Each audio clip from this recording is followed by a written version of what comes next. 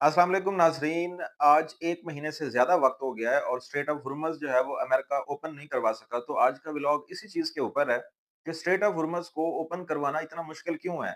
और एक तरफ हम बात कर रहे हैं कि अमेरिका सुपर पावर जो अपने आप को मिलिट्री माइट समझता है। तो न्यूयॉर्क टाइम्स के अंदर एक आर्टिकल पब्लिश हुआ है इस पर्टिकुलर इश्यू के ऊपर और वो कहते हैं कि स्ट्रेट ऑफ हुर्मुज़ की जो विड्थ है, जो चौड़ाई है इसकी वो बड़ी ही कम है, नैरो है और पानी वहाँ बड़ा गहरा है। और वो जो चौड़ाई है वो 39 किलोमीटर से लेके 97 किलोमीटर तक है, कुछ-कुछ जगहों के ऊपर ज़्यादा है, कुछ जगहों पे कम है। लेकिन जो डीप वाटर है जहाँ पे शिप ने गुज़रना है, वो एक पर्टिकुलर लाइन है और वो जो लाइन है वो बिल्कुल कोस्टल एरिया से गुज़रती है ईरान के। जो ईरान वाली साइड है, वो लाइन जहाँ से शिप ने गुज़रना है क्योंकि उसने गहरे पानी से गुज़रना है, तो वो ईरान के बॉर्डर के साथ-साथ है।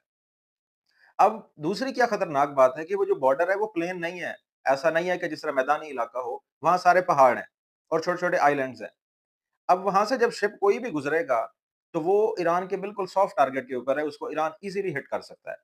तो इसलिए अमेरिका जैसा मिलिट्री माइट भी इसका कुछ नहीं बिगाड़ सकता अगर ईरान की ये जो ज्योग्राफी है, वो उसको इतना लिवरेज देती है कि वो इस पूरी स्ट्रेट को जो है तक चाहें, वो इसको बंद रख सकते हैं।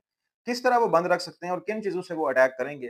तो ईरान की टेक्नोलॉजी आपके सामने है, उनके पास मिसाइल्स हैं, उनके पास ड्रोन्स हैं, उनके पास फास्ट अटैक बोट्स हैं।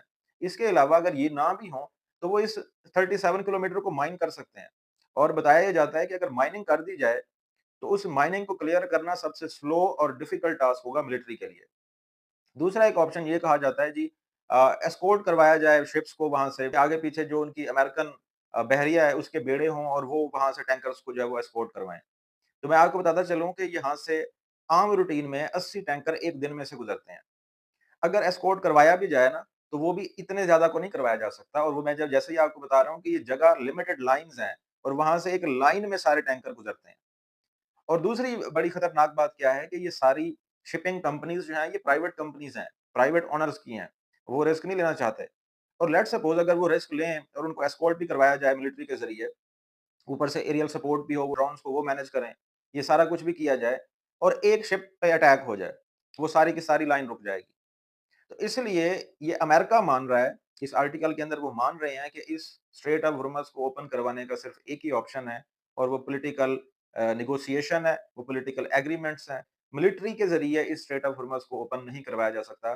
बेशक अमेरिका खाक आइलैंड ले ले या इसके साथ एक और छोटा आइलैंड है, उस पे कब्ज़ा कर ले, तो वो बिल्कुल सॉफ्ट टारगेट होंगे ईरान के लिए क्योंकि पहाड़ी इलाका है और वो ऊपर से बैठ के इनको मारेंगे।